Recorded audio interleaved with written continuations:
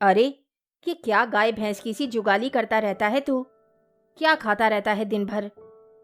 Comics के आनंद में आकंठ डूबे पोत्र की उस चुप्पी को अबाध्यता समझ शिवसागर मिश्र बौखला गए थे। बहू बेटे के साथ वे नाश्ता कर रहे थे। छुटका भी कई बार बेटे को नाश्ता करने के लिए बुला चुका था। वे उठ ही नहीं रहा था। अरे सुना नहीं क्या? मैं पूछता हूँ, क्या चबा रहा है तू? शिवसागर की भ्रिकुटी विलास सृष्टि लय होई वाली मुख मुद्रा पहचानते ही छुटका कांप गया। कहीं हाथ ना उठा बैठे बाबूजी। वही किया उन्होंने। उठे और चट से एक चांटा धर दिया अबाध्य पोत्र के गाल पर। बेचारे नहीं जानते थे कि जिसे वे पोत्र की अबाध्यता समझ रहे थे वह तो इस युगीन पीढ़ी की विशेषता थी। यदि हाथ में कॉमिक्स हो तो एक प्रश्न को 4 बार पूछिए, तब कहीं अन्य मनसक उत्तर मिलेगा। जिस छुटके ने अपने किशोर्य तक बाप के ऐसे अनेक झापड़ खाकर भी कभी मुख खोलना नहीं सीखा था, उसी का बेटा नन्हे सपोले सा तनकर खड़ा हो गया और डस ही दिया पितामह को। How dare you! क्यों मारा मुझे? कौन होते हैं आप? एकाएक शिवसागर मिश्र का वर्षों से भूला बिसरा उग्र अनुशासन पूरी शक्ति रो उनके चौड़े पंजे में उतर आया। वही शिवसागर जो स्कूल के छठे से छठे शातिर छात्र को अपने एक ही झापड़ से सीधा कर देते थे, उठे और बोले, अभी बताता हूँ कौन होता हूँ मैं। फिर चटाचट पटापट थप्पड़ों की शिलावृष्टि से भयभीत हो बहू ने पिटते पुत्र को खींचकर छाती से लगा लिया था। जानवर, जंगली हैं आप, वह ससुर से कहती हाफने लगी। हमने आज तक इसे कभी फूल की छड़ी से भी नहीं छुआ। छुटका चुपचाप बैठा रहा। ना उसे पिता का पक्ष लेने का साहस था, ना पत्नी का। वह तो देख ही रहा हूं। शिवसागर ने नाश्ते की अनछुई प्लेट दूर खिसका दी। तुम दोनों के दुलार ने ही इसकी ये हालत कर दी है। 7वीं में पढ़ रहा है और कल गणित का एक सामान्य सा प्रश्न भी हल नहीं कर पाया। ना अंग्रेजी ही ढंग की लिख पाता है, ना हिंदी। विज्ञान में एकदम गोल। कहता है डैडी ने कैलकुलेटर मंगा दिया है। हम कैलकुलेटर से सवाल करते हैं। एक दिन जब समझ में आएगा इसके दिमागी कलपुर्जों में तुम ये सब दिलवाकर जंग लगा रहे हो, तो बहुत देर हो चुकी होगी। लानत है तुम पर जो इसे अब तक सामान्य शिष्टाचार भी नहीं सिखा पाए। ना बड़ों का आदर, ना छोटों से प्यार, ना नौकरों से ढंग से बातें करना। कल तुम्हारा अर्दली स्कूल पहुंचाने देर से आया तो पूछो क्या कहा इसने? पूछो। क्या कहा मैंने? बेटे का बेटा।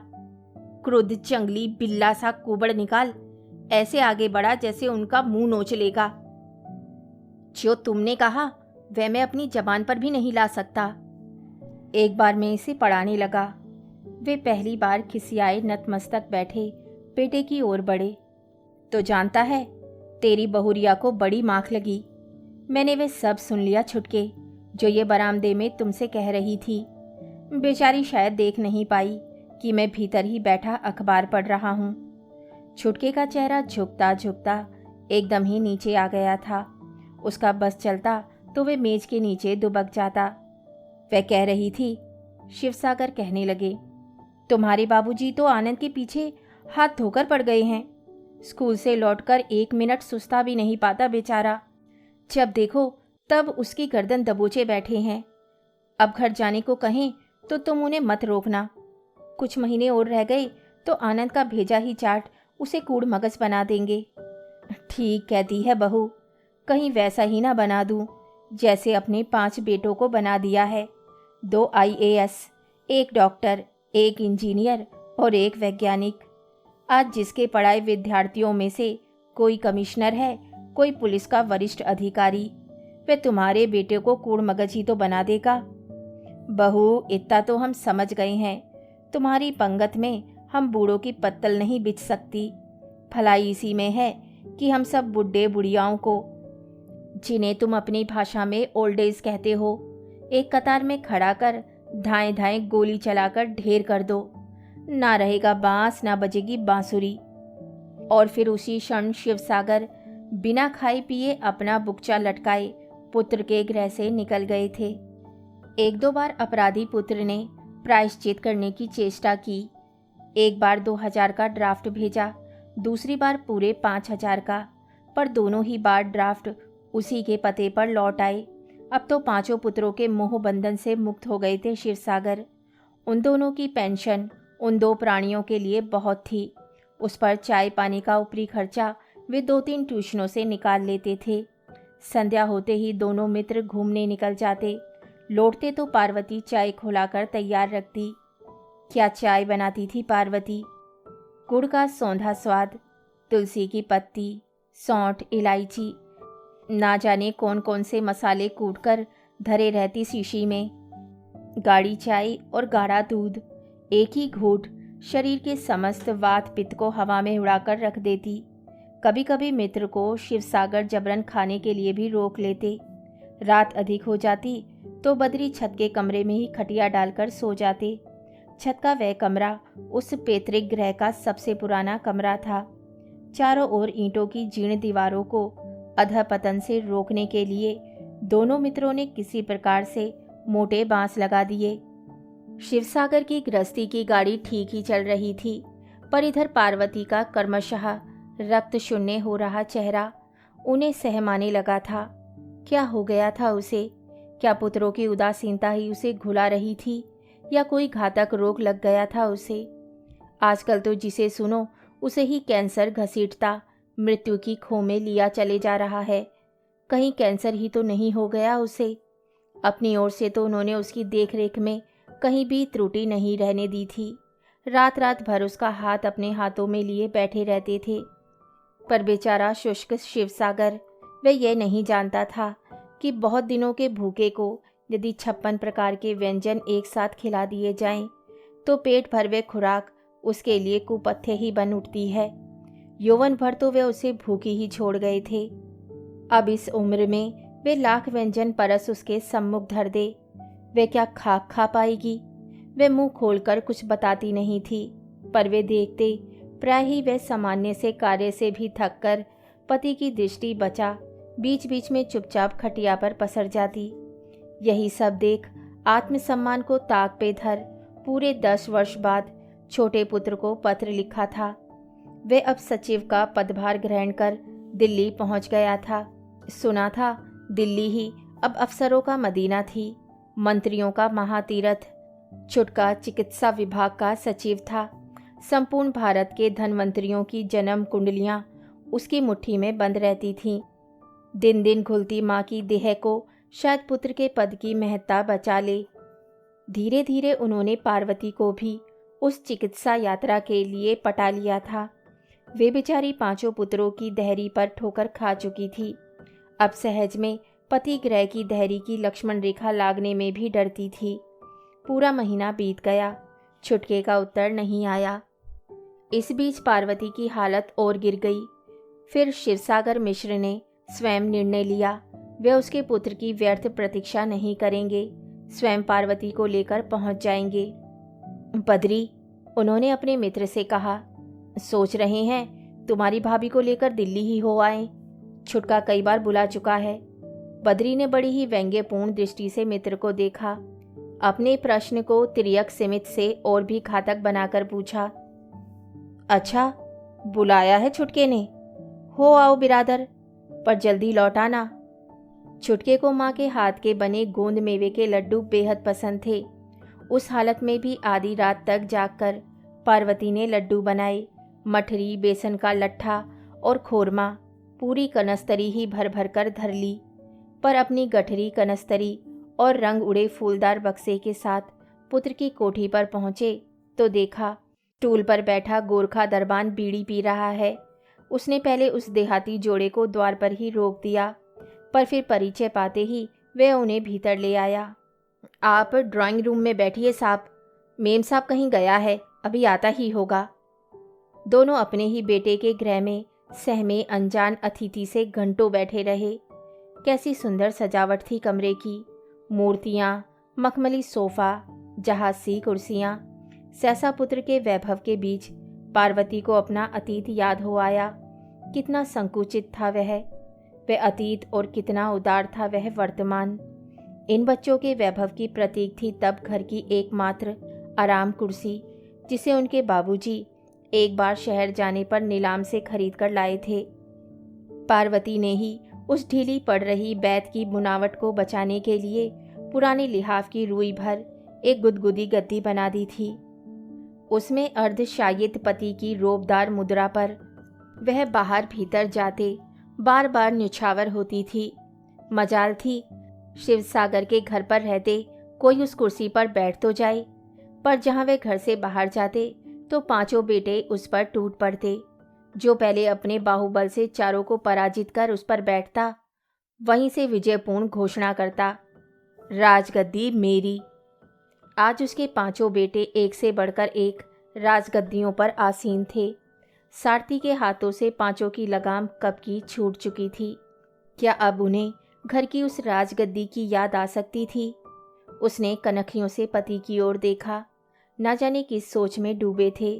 जरा सा मुंह निकल आया था। घर पर होती तो अब तक उन्हें 3-4 बार चाय पिला चुकी होती। ऐसे बिना छुटके को बताए क्या उनका यहाँ आना उचित था? इतने में ही कार का शब्द सुन दोनों एक साथ चौंके। पार्वती ने अब तक छाती से चिपकाई दबी पोटली नीचे धर दी। शिवसागर ने रुग्ण पत्नी की भैं से फैली तरल पुतलियां देख उसकी ठंडी हथेली अपने सशक्त पंजे में थामकर मूक आश्वासन दिया। घबरा नहीं पार्वती, कहीं जंगल में तो नहीं आए हैं? है तो हमारे बेटे ही का घर। खटखट करते जूतों की आहट जितनी ही निकट आ रही थी, पार्वती का पिद्दी सा कलेजा उतनी ही बार धड़क रहा था। धड़ धड़ धड़। पूरे 10 वर्ष बाद देख रही थी उसे। कितना बदल गया था छुटका। अधपके बाल, खिचड़ी मूछे, पर अब भी कैसा सजीला लग रहा था नीले सूट में। पीछे पीछे बहू थी, रंगे होठ, कटे बाल, सवरी भ्रिकुटी विलास, उदर दर्शनी ब्लाउज से निकली मेद बहुल परतें। बेटे का चेहरा देखते ही शिवसागर समझ गए कि उनका ऐसे बिना पूर्व अभिज्ञता के यहाँ चले आना बेटे को अच्छा नहीं लगा। आपने कुछ लिखा नहीं, एकदम ही चले आए बाबूजी? उसके कंठ की झुंझलाहट कुछ अधिक ही तीखी हो उठी। क्यों, चले जाएं क्या? शिवसागर भी नहले पर दहला थे। नहीं नहीं, कैसी बातें कर रहे हैं आप?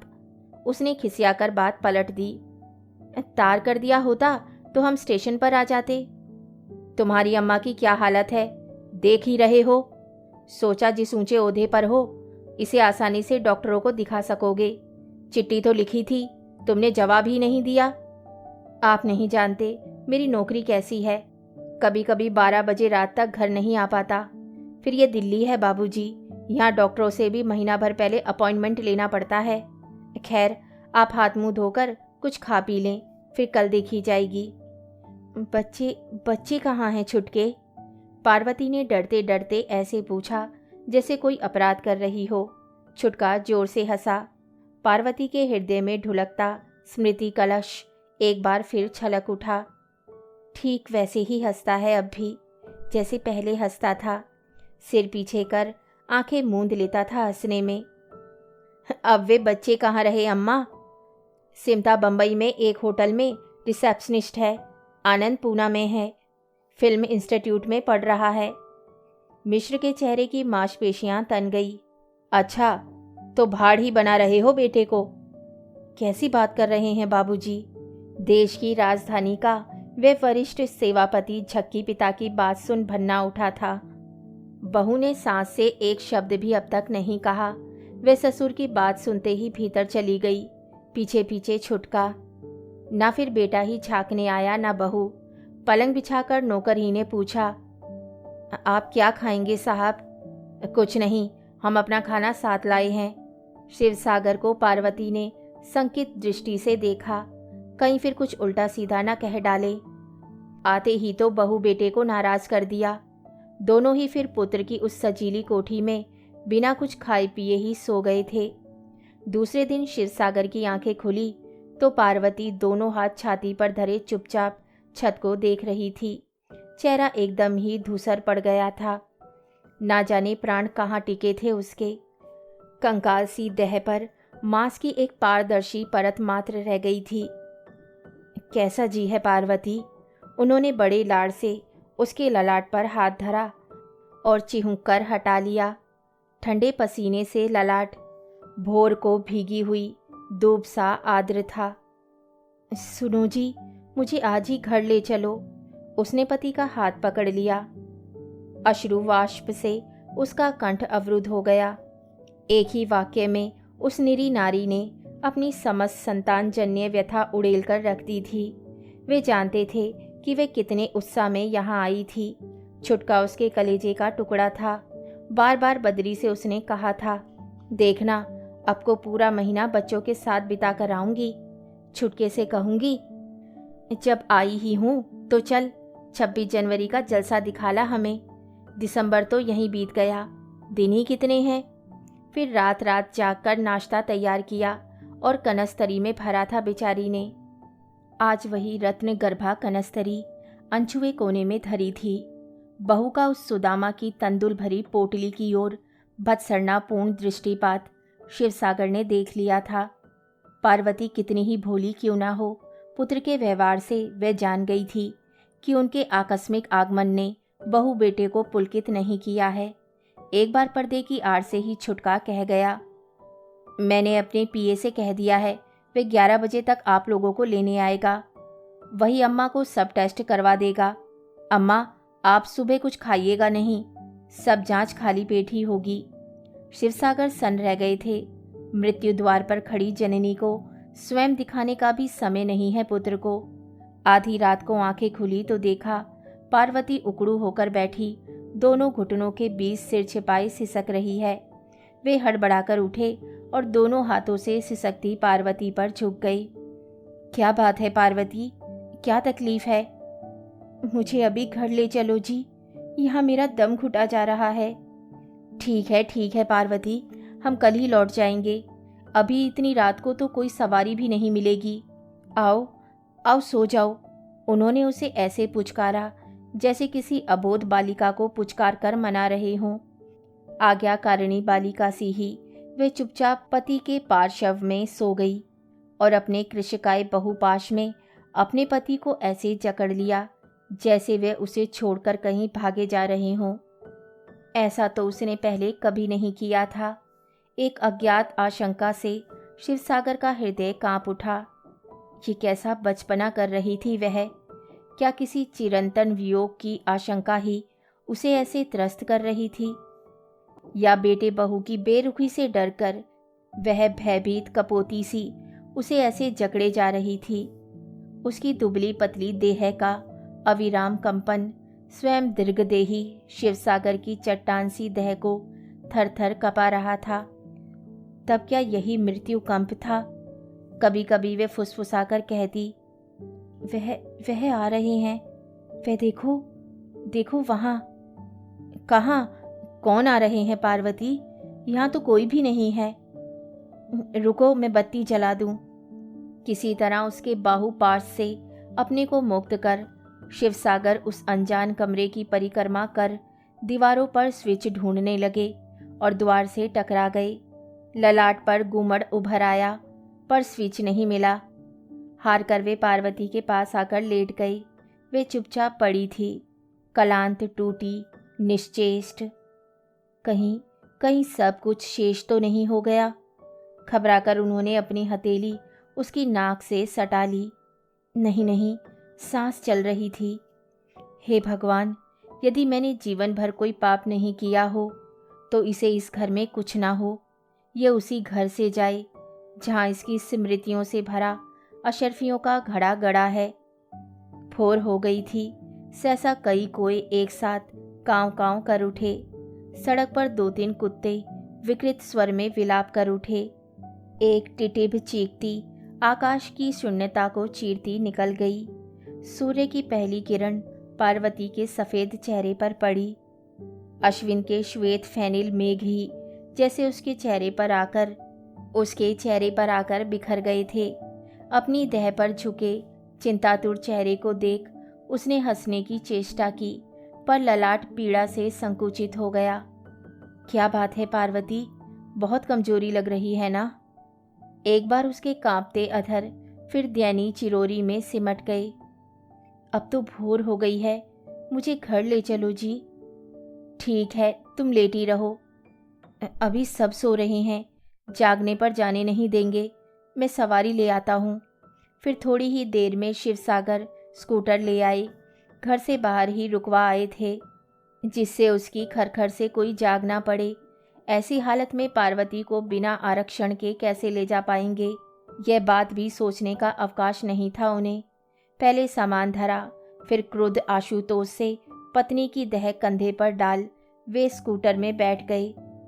यार्ड में खड़ी ट्रेन सहारनपुर जा रही थी। टिकट लेकर उसी में बैठ गए। जाए किसी भी पुर, यह मनहूस शहर तो पीछे छूटेगा। उस धूल का एक एक कण बिच्छू बना उन्हें हर पल डंक दे रहा था। इस शहर को छोड़ते ही पार्वती ठीक हो जाएगी। उनका अनुमान ठीक था। गाड़ी के चलते ही पार्वती उनकी गोद में सिर धर गहरी नींद में डूब गई।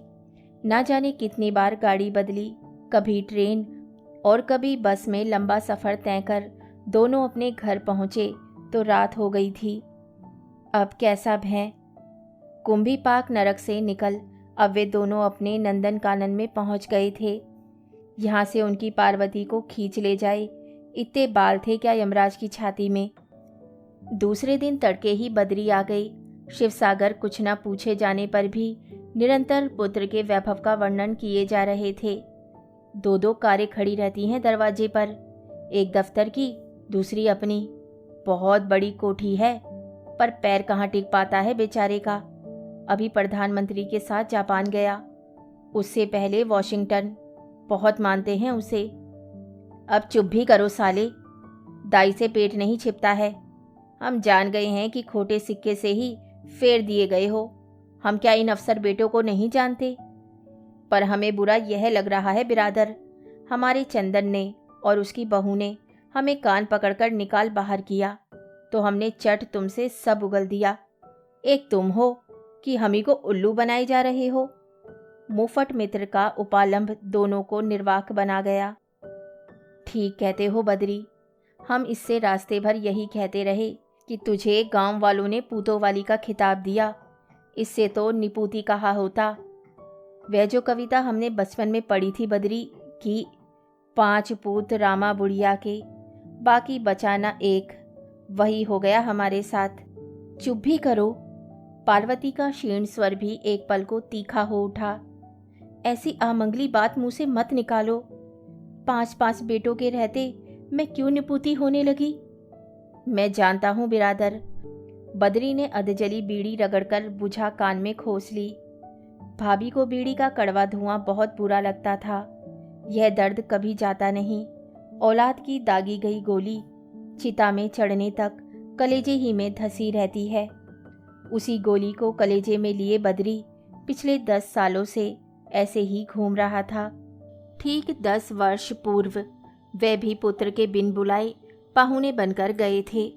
बंबई का नाम तो सुना था, पर वे कभी वहां जा भी पाएंगे यह उन्होंने कभी स्वप्न में भी नहीं सोचा था। बेटे ने विवाह अपनी पसंद का किया था, पर लड़की अपने ही समाज की थी। 3-4 साल तक कभी बेटा बूढ़े बाप को आकर देख जाता था, पर अपने साथ रहने का आग्रह न बेटे ने किया था न बहू ने। अब तो उन्हें अपने विधुर जीवन की आदत सी पड़ गई थी। पर तब घरनी गई ही थी, घर काटने को दौड़ता था। फिर उन्हें पौत्र जन्म का तार मिला। खुशी से बोराए ही गए थे बद्री। 5 रुपए के बताशे मंगा सारे गांव के नाते रिश्तेदार की स्त्रियों को न्योत सोहर भी गवा लिए थे। कब जा रहे हो बद्री काका पोते को देखने? तनी यहाँ तो बुलाओ ना, हम भी देख लें। भाई जाएंगे, ऐसी जल्दी क्या है? अभी तो बहू अस्पताल में ही है, आराम से जाएंगे। पर जाने की तिथि वो कभी आई ही नहीं। एक एक कर बच्चे के 2 जन्मदिन बीत गए। फिर तीसरे जन्मदिन में वे स्वयं ही कुछ देहाती फूहड़ स्वेटर और रंग बिरंगे कंटोप लेकर पहुंच गए थे। बुद्धिमानी यही की कि आने का तार दे दिया, ही तो कहाँ कहाँ भटकते उस सुरसा से मुंह फैलाए शहर में। उन्हें लेने दोनों बहू बेटे आए तो थे, पर दोनों का चेहरा पिता का देहाती लिबास को देखकर अटक सा गया था। पीली पड़ गई धोती, नीली फूलदार मिर्जई निरंतर तेल मर्दर से एकदम काली पड़ गई थी। पैरों में चमरोधा जूता और विभत्स टीन का डिब्बा। बंगला था चंदर का, और कैसी सजावट। आया पोते का हाथ पकड़कर घुमा रही थी। उन्होंने झट से पोते की बंद मुट्ठी में 5 का तुड़ा नोट थमाया तो कलमुही आया मुंह फेर कर हंसने लगी। उसने इस बच्चे की पहली नैपी धोने का नेग ही 101 रुपया लिया था। फिर तो दूसरे ही दिन से मिर्जई कंटो पहन बदरी दुबे निरंकुश मस्ती में पुत्र की कोठी का चक्कर लगाने लगे। कभी चौकीदार से बतियाते, कभी नौकर से, कभी नन्हे पोते पर प्यार उमड़ता कि उसे चूम चाट कर बेहाल कर देते। उनकी इन सस्ती हरकतों से बहू का खून खौल उठता। सुबह उठते तो साथ लाई दातुनों के गट्ठर से एक निकाल घंटों चबाते, कान पर जनेऊ डाले घूमते रहते, फिर पूरे हाथ को कंठनली में डाल विचित्र भयावह शब्द करते खक्कारते, और फिर लॉन की सीढ़ियों के पीछे ही लघु शंका से निर्वित होने बैठ जाते। खाना अपने कमरे में ही खाते। महीने का आटा 8 ही दिन में साफ होने लगा। रोटियों पर रोटियां दागते चले जाते। उस पर कहते, भाई तुम्हारी बम्बई की सब्जियों में स्वाद नहीं है। स्वाद होता तो पता नहीं कितना भकोसते। बहू की हड्डियां जल भुनकर खाक हो जाती। यह सब सुनकर पूरे 15 दिन बीत गए। तभी यह भयंकर दुर्घटना घट गई थी। कोका कोला बदरी दुबे ने कभी पिया नहीं था। बेटे के यहाँ पूरा कैंट धरा रहता। पहले पहल तो बड़े संकोच से कभी कभार 1 आध बोतल पी लेते, पर एक दिन घर पर अकेले ही थे। इधर उधर देख आधा कैंट ही रिक्त कर दिया। घूम घाम कर बेहद थक गए थे। रात को सोए तो गहरी नींद आ गई। फिर सोते में पेशाब कर बैठे। साहब चाय। चाय कहकर बेटे का नौकर सिराने चाय का गिलास थामे खड़ा था। वे हड़बड़ाकर उठ बैठे। दुष्टता से मुस्कुराता नौकर बड़े मनोयोग से उस जलकुंड को देख रहा था। बुढ़ापे में कभी कभी ऐसा भी हो सकता है। यह बातें 25 बरस का मुस्टंडा क्या समझता। वे खिसियाए। गुसलखाने में भीगी चादर धोने जा ही रहे थे कि बहू बेटे दोनों तमतमाया चेहरा लेकर उनके कमरे में आ गए। छी छी छी बाबूजी, आप क्या यहाँ हमारी नाक कटवाने ही आए थे? सब नौकर हंस रहे हैं। मुंह दिखाने लायक नहीं रखा हमें। लीजिए। 100 के 3 नोट उनकी मेज पर पटक चंदर ने कहा, मैंने ड्राइवर से कह दिया है 10 बजे गाड़ी जाती है, आपको बिठा आएगा। बदरी दुबे का चेहरा तमतमा उठा। उन्होंने मुंह नहीं खोला। चादर वहीं पटकी और अपना इधर उधर फैला सामान थैले में भरने लगे। फिर बिना बहू बेटे की ओर एक बार भी देखे वे अपने भद्दे जूते फटकारते बाहर निकल गए। इसके बाद उन्होंने कभी पैर गांव से बाहर नहीं निकाला। अब यहाँ से सीधे घाट ही जाएंगे बिरादर, समझे? हमारे लिए चंदर मर गया उसका बेटा और उसकी बहू। निपूते हो गए हैं हम, और आज पूतों वाली पार्वती भी उनकी बिरादरी में आ गई। संध्या होते ही पार्वती की हालत में और सुधार हो गया। उसने स्वयं मांगकर कटोरा दूध पिया, बिस्तर पर ही कंघी चोटी की, भीगी गमछे से मुंह पोंछा, बड़ी सी टिकुली लगाई, मांग भरी, फिर हंसकर दोनों मित्रों से कहा, जाइए आप लोग टहल वहलाइए, रोजाना जैसे जाते हैं। अब हम ठीक हैं। दोनों निश्चिंत हो कुंडी चढ़ा घूमने निकल गए। मंगल था। महावीर जी के दर्शन किए, प्रसाद चढ़ाया और लौट पड़े। रास्ते भर बेटे बहुओं के दुर्व्यवहार की व्याख्या के पारस्परिक आदान प्रदान से दोनों के चित्त फूल से हल्के हो गए थे। कुंडी खोलकर भीतर गए तो मूर्तिवत खड़े ही रह गए। पूरा श्रृंगार किए पूतों वाली धरा पर पड़ी थी। शिवसागर जैसे पत्थर बन गए थे। न आंखों में आंसू, न अधरों का कंपन। वह ध्यान मग्न उस जितेंद्रिय सिद्ध से पार्वती के सिराने अडिग बैठे थे, जिसने अपनी कसकर 6 रूपी इंद्रियों को पालतू कुत्ते सा बांध लिया हो। जोर जोर से रोकर निकाल दो सब दर्द, नहीं तो पगला जाओगे। पर वे नहीं रोए। जाने एक टक क्या देख रहे थे उस निश्चेष्ट देह में। पूरी रात ऐसे ही कट गई थी। इस बिछो की घड़ी में वह किसी प्रकार का व्याघात नहीं चाहते थे। सुबह होते ही बद्री दुबे खड़े हो गए थे। बेटों का पता दे दो, खबर करनी होगी। नहीं, मेघ से गरज पड़े थे शिवसागर मिश्र। मेरा कोई बेटा नहीं है। निपुति हो रही है, उसे निपुति हो जाने दो। खबर पाते ही पूरा गांव उमड़ पड़ा था।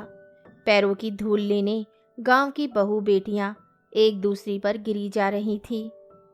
पूतों वाली काकी सुहागन चिता चढ़ रही है। अरी सब पैर छू लो, बड़ी बुढ़िया कह रही थी। मुट्ठी भर की देह को भस्मीभूत होने में आधा घंटा भी नहीं लगा। दोनों मित्र हारे थके जुआरी से घर लौटे तो संध्या सग्न हो चुकी थी। अर्थी के कुछ मुरझाए फूल अभी भी देहरी पर पड़े थे। बाहर झमाझम पानी बरसने लगा था। बीच बीच में बिजली की चमक आंखें चौंधिया रही थी। तभी दिल दहला देने वाली गर्जना के साथ कहीं बिजली गिरी। वह पहुंच गई। उन्मुख लाल लाल आंखों से बद्री को देख शिवसागर ने पहली बार मुंह खोला। कौन? आश्चर्य से मिश्र की विचित्र दृष्टि और उससे भी विचित्र मुस्कान से त्रस्त होकर बद्री ने पूछा, कौन कौन पहुंच गई? पूतों वाली वहां, कह शिवसागर ने प्रलंब भुजा आकाश की ओर उठा दी। कहानी सुनने के लिए धन्यवाद। तो इसी के साथ मैं आपसे विदा लेती हूँ और कल फिर मिलती हूँ एक नई कहानी के साथ।